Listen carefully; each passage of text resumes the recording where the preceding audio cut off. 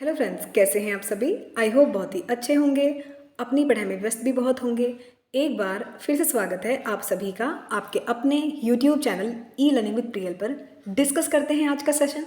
आज का जो टॉपिक है हमारा वो है लेमार्किज्म, जिसको आप हिंदी में लेमार्कवाद के नाम से भी जानते हैं। बेसिकली ये विकास के सिद्धांत हैं और हमारे टीजीटी, पीजीटी, एलटीजीएस जितने भी एग्जाम्स हैं उनमें ये जो बेसिक सिद्धांत है हमको इवोल्यूशन के वो हर हाल में कंप्लीट करने हैं, डिटेल में डिस्कस करने हैं, क्योंकि कोई भी क्वेश्चन जो आए वो हमारे सेशन से बाहर जाना ही नहीं चाहिए किसी भी कंडीशन में। सबसे पहले हम लेमार्कवाद के बारे में पढ़ते हैं, तो कुछ इस तरीके से सेशन को लेना कि हर एक पॉइंट यहाँ क्लियर होता चले और कोई भी क्वेश्चन आए एग्जाम में इस सेशन से बाहर नहीं जाना चाहिए, ठीक है। सबसे पहले लेमार्क ने एक थ्योरी दी थी जो कि बहुत ही ज़्यादा फेमस है, that means theory of inheritance of acquired character. उन्होंने सिद्धांत दिया था, ये क्वेश्चन सीधे सीधे पूछा गया था कि जो इनहेरिटेंस ऑफ एक्वायर्ड कैरेक्टर है क्या है, किसने दिया है, तो उसी के बारे में बात करेंगे। हर एक थ्योरी, उसके इफेक्ट क्या हैं, जो भी इन्होंने डिस्कस किया है सब के बारे में बात करेंगे। सबसे पहले हम लोग अगर बात करें तो जो थ्योरी है सबसे पहले दी गई थी, जो लॉजिकल थ्योरी है, ये सबसे पहली थ्योरी जो कि ऑर्गेनिक इवोल्यूशन के बारे में दी गई थी। और ये किसने दी थी? ये दी थी हमारे फ्रेंच के एक नेचुरलिस्ट हैं, मतलब फ्रांस के जिनका पूरा नाम है जीन बैप्टिस्ट डी लेमार्क। तो याद रखना है हमने कि लेमार्क का फुल नेम क्या था, जीन बैप्टिस्ट डी लेमार्क, ठीक है। उन्होंने जो ये लेमार्क हैं इन्होंने सिर्फ ये सिद्धांत ही नहीं दिए, इसके अलावा और भी उन्होंने बहुत ही ज़्यादा ग्रेट एफर्ट्स किए हैं। जैसे कि जो बायोलॉजी टर्म है ना, बायोलॉजी टर्म जो है वो भी लेमार्क ने ही बताई थी। इनफैक्ट जो इन्वर्टिब्रेट्स एक टर्म सबसे पहले कॉइन किया था वो भी लेमार्क ने ही बताया था। तो हमको ये भी साथ साथ पॉइंट नोट करते चलना है। तो लेमार्क के ये भी कुछ ग्रेट अचीवमेंट्स हैं, जैसे कि बायोलॉजी टर्म इन्होंने दिया था, इन्वर्टिब्रेट्स टर्म इन्होंने दिया था, और ये फ्रेंच के एक नेचुरलिस्ट थे, ठीक है। इनकी एक बुक थी 1809 में, इन्होंने एक बुक पब्लिश की थी जिसका नाम था फिलॉसफी जूलॉजिक, ठीक है। इनकी एक बहुत ही फेमस बुक है ये फिलॉसफी जूलॉजिक। इसको कॉमनली इसमें जितनी भी बातें कही गई हैं उनको हम कैसे रेफर करते हैं, एज अ लेमार्कियन थ्योरी, यानी कि लेमार्किज्म के नाम से हम इस जो भी इस बुक में लिखा हो उसको हम जानते हैं, ठीक है। और बेसिकली ये बुक कितने मतलब कब अपलोड हुई थी, कब इसको पब्लिश किया गया था, ये हमको अच्छे से नोट कर चलना है। 1809 याद रखना है। अगर एक बेसिक आइडिया लगाएं कि भाई जो की पॉइंट था, यानी कि जो सेंट्रल आइडिया रहा, की पॉइंट जो था इनकी थ्योरी का वो क्या रहा। लेमार्क पता है क्या बात करते हैं, लेमार्क ने कहा था कि भाई देखो ये जो कैरेक्टर जो एक्वायर्ड करते हैं ना ऑर्गेनिज्म, यानी कि जो इन्वायरमेंटल कंडीशन के रेस्पॉन्स में जो भी ऑर्गेनिज्म हैं जो गुण वो अर्जित करते हैं अपनी पूरी लाइफ स्पेन के regarding, in response to main consider की पॉइंट क्या है, रेस्पॉन्स टू इन्वायरमेंटल कंडीशंस, वही वो गुण अपने आने वाले जनरेशन को ट्रांसफर करते हैं। ये लेमार्क ने कहा था कि जो भी, मैं फिर से रिपीट कर रही हूँ कि देखो जो भी ऑर्गेनिज्म है, एनिमल है, प्लांट्स है, जो भी ऑर्गेनिज्म है, ठीक है, जो गुण वो अर्जित करते हैं अपनी पूरी लाइफ स्पेन के रिगार्डिंग, जो वो गुण अर्जित करते हैं इन्वायरमेंटल कंडीशन को ध्यान में रखते हुए, वही वो गुण आगे ट्रांसफर करते हैं अपनी आने वाली पीढ़ी के लिए, ठीक है। ये बात बेसिकली लेमार्क ने कही थी। अब बात करें, लेमार्क ने इन बातों को कुछ पॉइंट में डिस्कस किया था। भाई देखो लेमार्क ने कुछ पॉइंट्स के थ्रू इन बातों को समझाया। तो जैसे कि सबसे पहला पॉइंट अगर हम डिस्कस करें, उन्होंने सबसे पहले बात की थी कि the tendency to increase in size, यानी कि ऑर्गेनिज्म और उनके जितने भी ऑर्गन रहते हैं, यानी कि हम ह्यूमंस हैं और हमारे जितने भी ऑर्गन्स हैं उनमें एक नेचुरल टेंडेंसी है कि वो कंटिन्यूसली इंक्रीज करते रहते हैं साइज में। जनरेशन आफ्टर जनरेशन वो चीज़ ग्रो करती रहती है। हमारे बॉडी के पार्ट्स हों, बॉडी मतलब ऑर्गेनिज्म कोई भी हैं, वो ग्रो करते रहते हैं। ये उनके पास एक नेचुरल टेंडेंसी होती है, ये बात कही थी लेमार्क ने। नेक्स्ट अगर बात करें, कुछ ऐसे इफेक्ट सेकंड है, मतलब एक पॉइंट है मेन, जिसमें कि उन्होंने कहा था कि use and disuse of organ. Basically उन्होंने कहा था कि जो इन्वायरमेंटल कंडीशन है ना, ये कोई भी ऑर्गेनिज्म है उसके नेचर पर, उसके हैबिटेट पर, उसके करेक्टर्स पर, ये चीज़ें ना बहुत फ़र्क पड़ता है किससे, जो भी इन्वायरमेंटल कंडीशन होती है प्रभाव डालती हैं। उन्होंने ये बात कही थी। जैसे कि मैं एक पॉइंट और डिस्कस करूँ यहाँ पर, तो उन्होंने कहा था कि जो continuous change in environmental conditions, यानी कि जो हमारे वातावरण में जो भी चेंजेस हो रहे होते हैं लगातार, वो किसको इन्फ्लुएंस करते हैं, वो जो ऑर्गेनिज्म होते हैं उनके लिविंग हैबिटेट्स को, यानी कि उनके रहन सहन को, नेचर को, जो नेचर होता है ऑर्गेनिज्म का, सबको बहुत ही ज़्यादा इफेक्ट करती हैं चीज़ें। जैसे कि मैं आपको बताऊं, उन्होंने कहा था, लेमार्क कहते हैं कि भाई देखो कुछ पार्ट जो होते हैं बॉडी के वो बढ़ते रहते हैं, जबकि वही कुछ पार्ट्स ऐसे होते हैं कि वो डिक्रीज होते रहते हैं। अब ये क्यों होता है, ये उन्होंने ये कहा था कि देखो जब आप किसी पार्ट्स के ज़्यादा यूज़ करेंगे तो वो एनलार्ज होते चले जाएंगे, मतलब, और कुछ पार्ट जिनका हम कम यूज़ करते जाएंगे या फिर जो हमारे यूज़ में नहीं है, उन पार्ट्स का डिक्लाइन होना शुरू हो जाएगी। ये बात लेमार्क कहते हैं, ये उनका परसेप्शन था, ठीक है, कि जो ग्रोथ होती है ऑफ लेस यूज पार्ट, यानी कि जो जिनका यूज़ कम है हमारी बॉडी में वो पार्ट ग्रो नहीं करेंगे, मतलब कम ग्रो करेंगे, लेकिन जिन पार्ट का बेटर यूज्ड है वो बहुत जल्दी से प्रोग्रेस करेंगे। ये उनका बेसिकली परसेप्शन था। कुछ लोग इसके खिलाफ भी थे, कुछ लोगों ने इसका सपोर्ट भी किया था।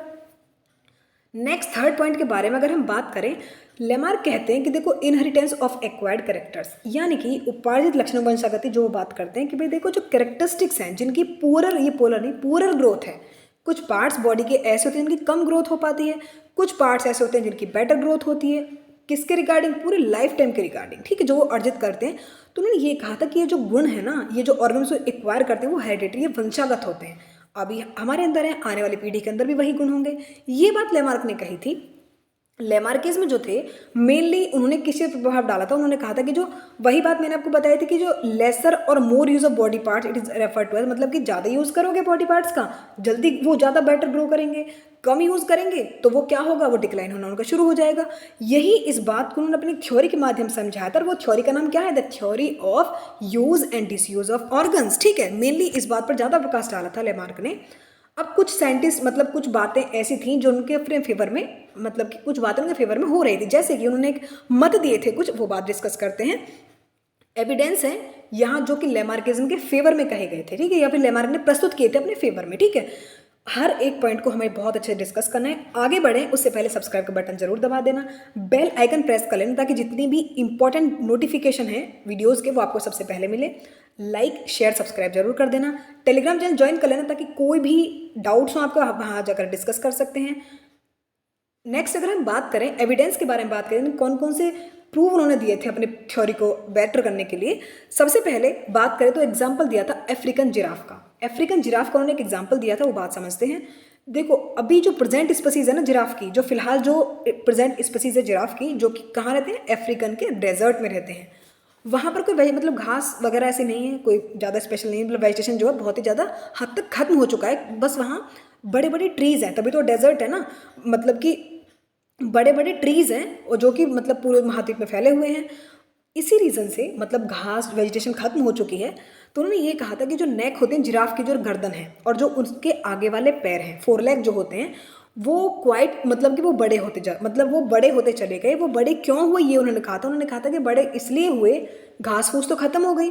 लेमार्क कहते हैं कि देखो वहाँ वेजिटेशन खत्म हो गया, अब वो नीचे चरने की बजाय पहले तो गेजिंग करते थे, लेकिन उसके बाद क्या हुआ, जब पेड़ बड़े बड़े होने लग गए तो वो अपने गर्दन को स्ट्रेच करके और अपने फोर लेग को स्ट्रेच करके ऊपर की तरफ वो वहाँ से खाने लगे।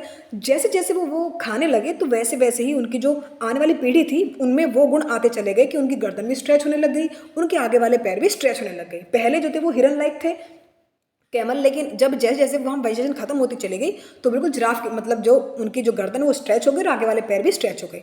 ये बात उन्होंने कही थी, ठीक है।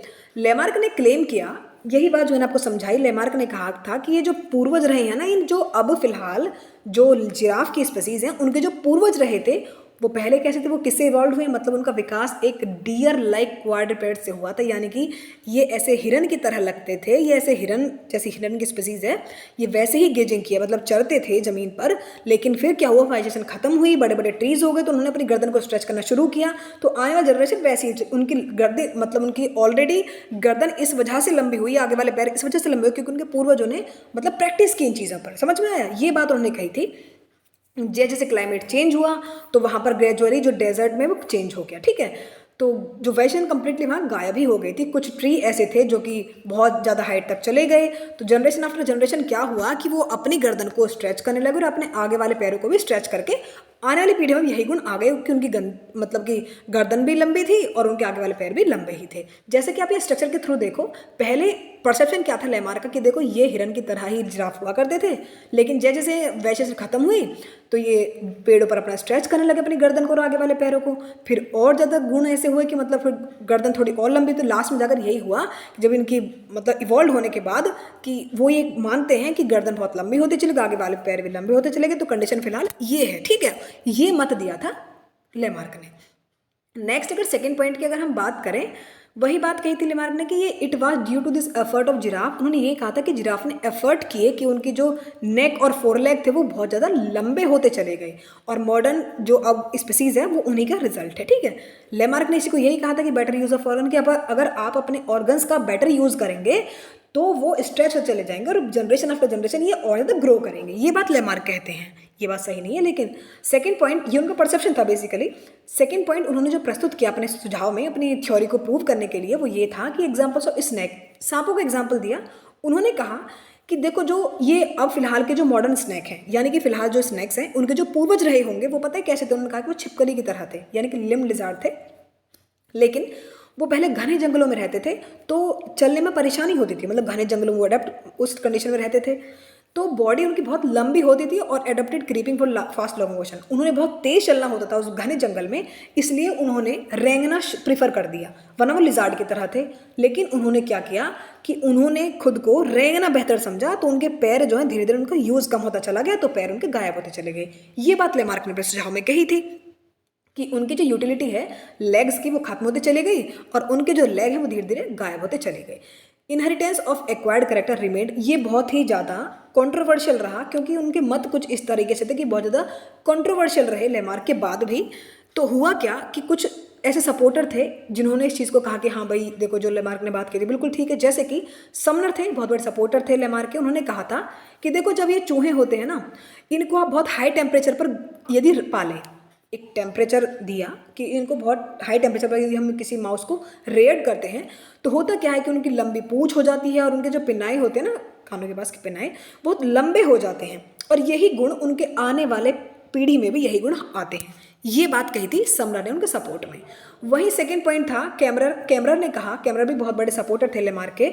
उन्होंने कहा कि देखो जो स्किन का कलर होता है ना, सेलामेंडर की एक स्पीसीज है सेलामेंडर मैक्यूलोसा, उनकी स्किन पर स्पॉट होते हैं येलो और ब्लैक स्पॉट। उन्होंने कहा था कि देखो ये एनवायरमेंटल के अकॉर्डिंग तो ये चेंजेस जैसे एनवायरमेंट की कंडीशन चेंज हुई वैसे कलर आ गए, यही गुण आगे उनकी पीढ़ी में ट्रांसफर होते रहे हैं। यही बात कैमरर ने कही थी।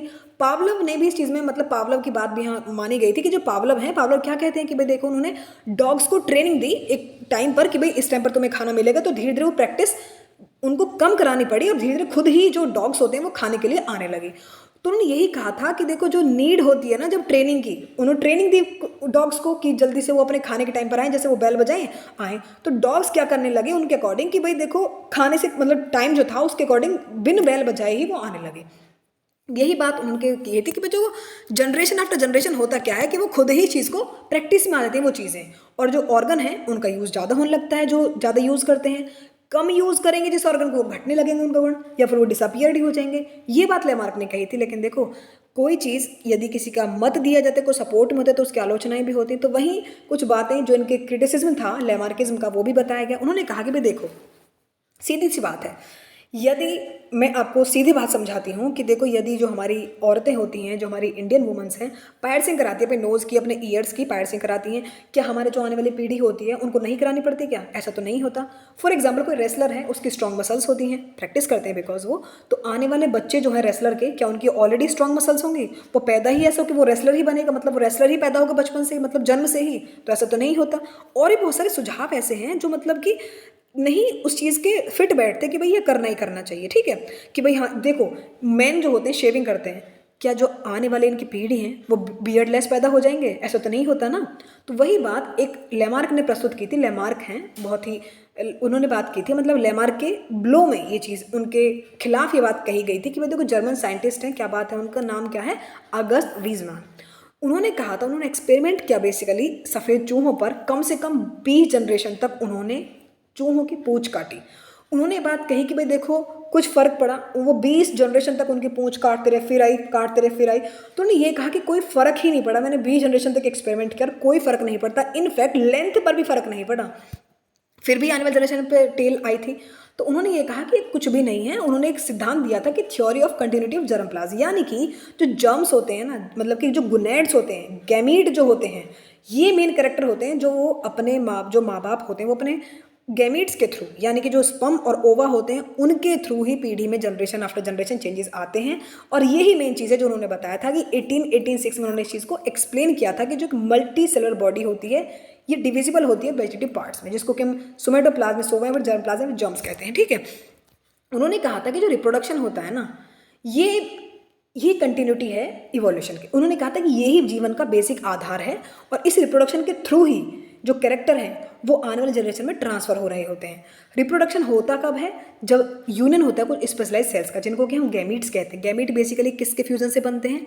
स्पर्म्स और ओवा के फ्यूजन से, ठीक है, जो कि गोनैड जिनको हम कहते हैं। यही बात वीजमान थ्योरी ने कही थी कि भाई देखिए जो जर्म है ना, जो गैमीट है, बेसिकली यही एक कंटिन्यूटी है जिसकी वजह से जो गुण हैं वो जनरेशन आफ्टर जनरेशन ट्रांसफर हो रहे होते हैं।